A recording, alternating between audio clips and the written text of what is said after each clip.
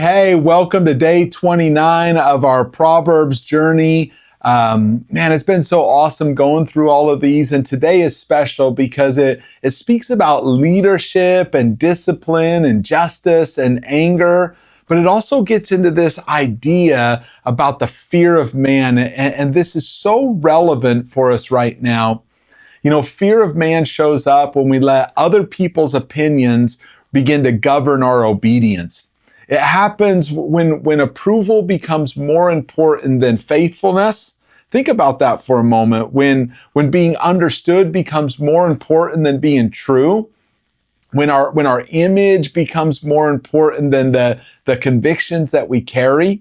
You know what I love is this chapter says that the fear of man, it's a snare. And if we can catch that, it'll help us that it is exactly what it feels like. It's a trap to you. It shrinks you. It keeps you from being everything that God's called you to be. And it does not allow you to walk freely with God like you desire. But when we trust in the Lord, it steadies our soul. It lifts our eyes off of the human reaction and puts them back on the divine reality. So you got to understand this. We can't be fully led by God and fully ruled by people's opinions at the same time. It just doesn't work. At some point, wisdom chooses trust over approval, and that choice leads to freedom.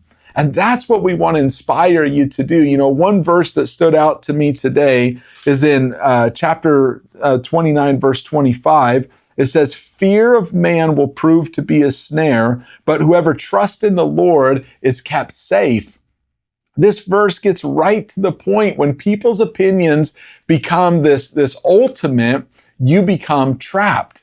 Trust in God is what breaks that trap.